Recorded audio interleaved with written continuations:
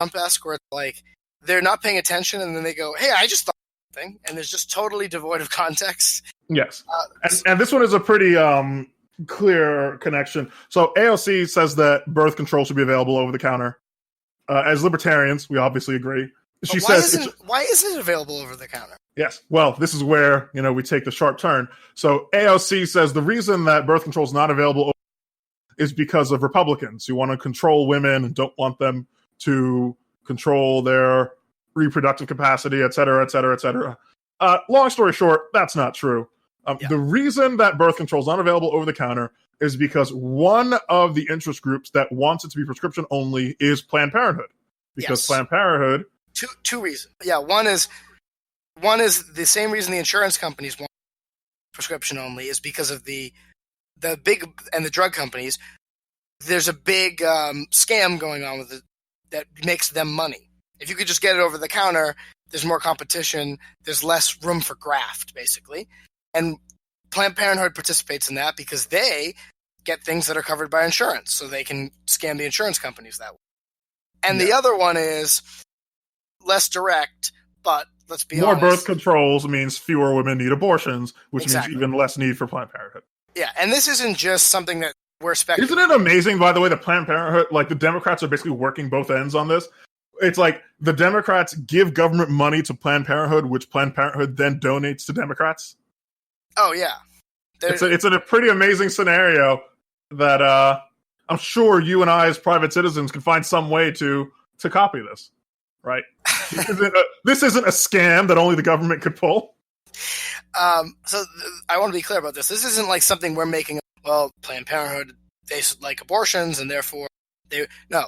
Glenn Reynolds wrote a piece for USA Today where he said, "Oh, I like this idea. I agree that you should be able to get birth control over the counter." And then he bothered to look at why is it that you can't get it over the counter, and that's what he found, is that Big Pharma doesn't want you to get it over the counter and insurance companies and hospitals and all the medical industrial complex makes money off of things being required by prescription and not being able to buy it with your own money.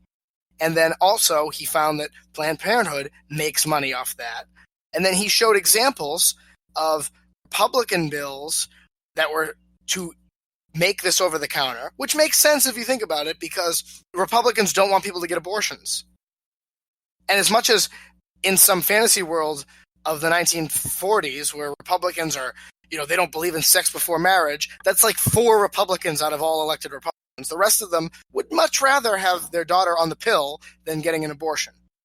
So it makes sense when you think about it. Yeah, Republicans have long since given up the fight against premarital sex. Yeah, they know they lost that. They gave it up. Now they're just hoping, in classic Republican form, they just try to preserve the gains that and solidify the gains that the liberals of 40 years ago made. So the liberals of 40 years ago, big fans of the pill, and now Republicans are.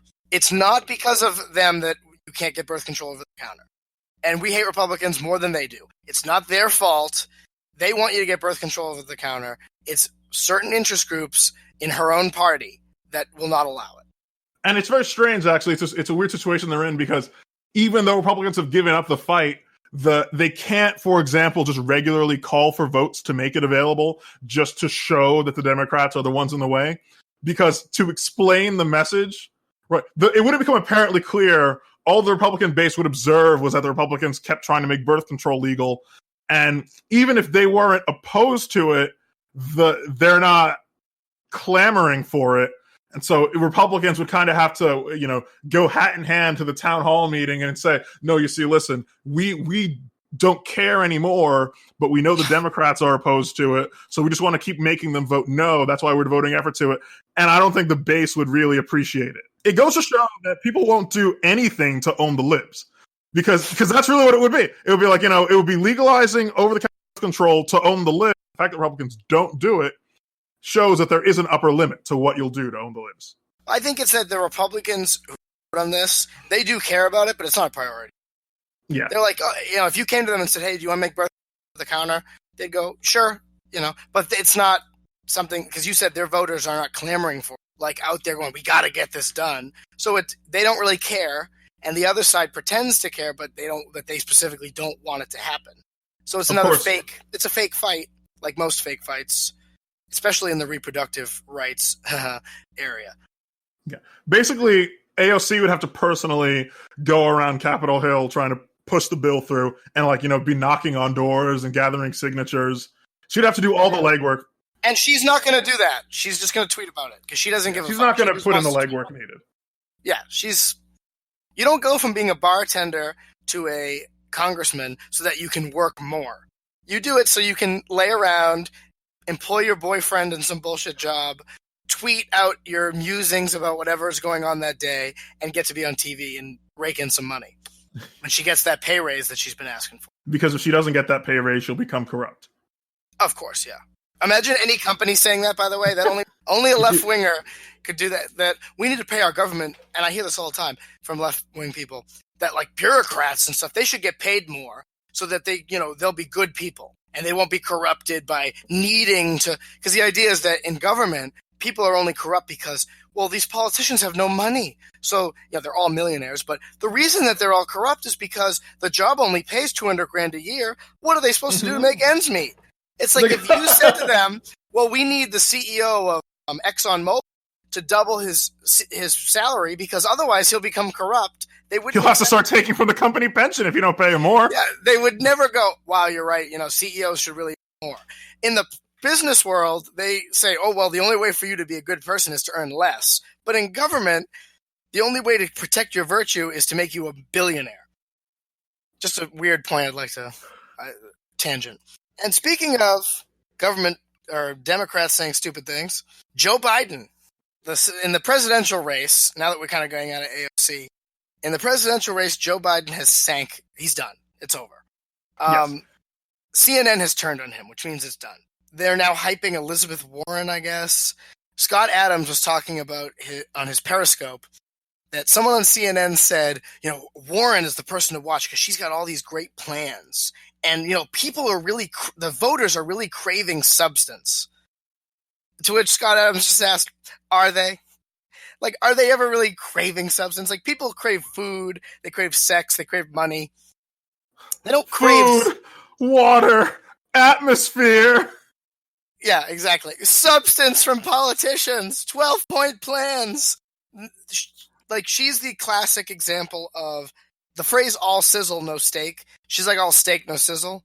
She has like reams of, wonkish policy proposals, which, by the way, is not a good thing. Like, that's considered a good thing in the media world that, like, well, your proposal, it has 12 points and there's 3 pages here, so you're very impressive, which makes no sense because that doesn't mean that those plans are good. In fact, the bigger they are, the more likely that they're terrible. But anyway... So, and she has no sizzle. Like, her only interesting point was that she was an Indian, and that turned out to be a hoax. But Joe Biden is done because Joe Biden was talking about, and I guess it was worse than I thought, he was talking about segregationists. And he made a point Always about a dangerous play. Yeah, it's a bold strategy, and we'll see how it works out for him. But he was talking about segregationists and how it was that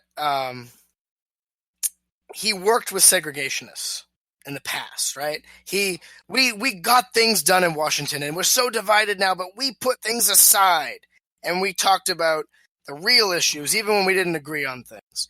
Point being that, like, obviously he's not a segregationist, but even deplorable people, sometimes you can work with them on other issues. And then it got worse because he was talking about, when I was in caucus with James Eastland, he never called me boy, he always called me son. I don't know what the context for that is, but there can't be any context around it that saves it. And then Cory Booker, for that comment, basically said, well, Joe Biden's out of touch because, like, the whole point is he wouldn't call you boy, you're white. Like, he called black people boy. And he said he should apologize. And Biden said, Cory should apologize. He knows better. There's not a racist bone in my body. I've been involved in civil rights my whole career, which is hilarious because there's a great story that we mentioned before from the 80s when he was running for president, where he told a story about marching for civil rights and one of his aides told him, that never happened, don't say that. And he said, yeah, I know. Let me get back to my story. And then he continued to tell the story. So, like, Yeah, Joe Biden has been fake marching for civil rights for 40 years. Yeah. Like, on its own, see, the problem with Joe Biden there was that he should have stopped early. He didn't need that James Eastland thing. Had he simply said, he still would have made a mistake. But if he just stuck with, I was a Democrat in the 1960s and 70s, there were segregationists in the party, we needed to pass bills, that meant working with segregationists, and if you can work with segregationists, you can work with anyone. It left a bad taste in my mouth, but that's the way the game is, right? That would have been sage wisdom from an old politician, and he would have said, like, and it got better, but there's still bad people, but there's going to be better people in the future, right? It was segregationist. I would have advised against the word segregationist. You don't use that word, but I would have done like a Trump thing where you just say, I've been in the party for 40 years, and there were some bad apples. There were some bad hombres in this party, and yet, we got things done. We moved it along. You do what you have to do. Because people would have filled in the blanks. There are a lot of worse people, and people would get what you're talking about, and then you have plausible deniability. You don't have to actually name individuals. Yeah. So, but that also would have been a mistake, because that would have meant that he would have Democrats, the real racists himself. It's one of those, we've always been at war with these stages situations. Yeah. You can't exactly have a Democrat reminding people that Democrats were the party of segregation. The funny one I liked, though, was he was talking about James Eastland, and I don't know the context. I'm not going to even look it up because it's just going to slow us down. But he praised him in some form, and I'm going to give him the benefit of the doubt and assume that he was talking about things unrelated to him being a segregationist. But the hilarious line was from Liz Warren, who said, "It's never a good time to praise segregationists," which is like a fair point, I guess. But at the same time, it's like, if a segregationist pulled my mother out of a burning building, and then someone said, "What do you think about him pulling your mother out of the burning?" Am I supposed to condemn him, or can I just say, on this one thing, I liked that. The segregation. This is what remember what Michael Malice said, that more white supremacists died fighting Hitler than coastal liberals. Yeah, exactly. Thomas Jefferson was a slave owner, but he wrote the Declaration of Independence, etc. Well, let's not slight Jefferson, because at my undergrad, people are clamoring to pull down his statue. Okay, so let's strike that from the record. Thomas Jefferson did not own slaves. Yeah. In fact, he freed the slaves. No, but so Joe Biden's done.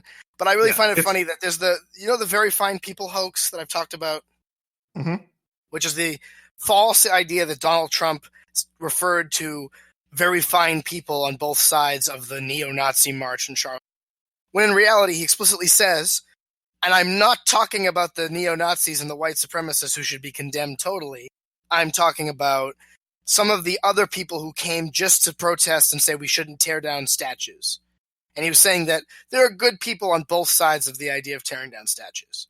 Even if they're wrong, they're still people who in their hearts are not bad people. But that's become totally hoaxed to turn to the opposite thing. But I like this because this is like Biden's very own very fine people hoax.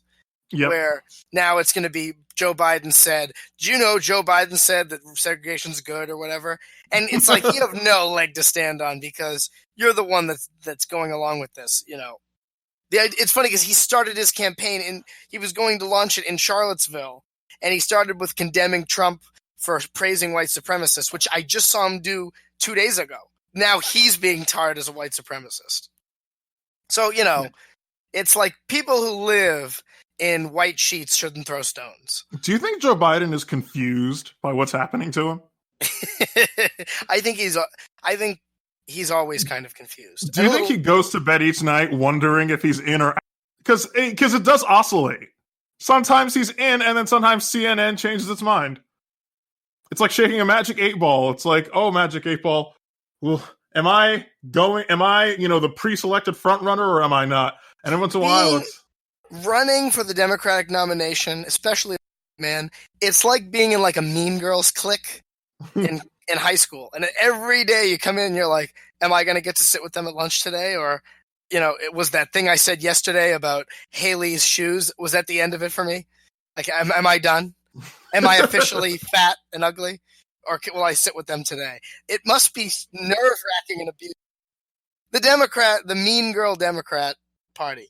I think that's also enough for Joe Biden. I don't think there's anything else. So, in other presidential news. There was an announcement in the last 2 weeks.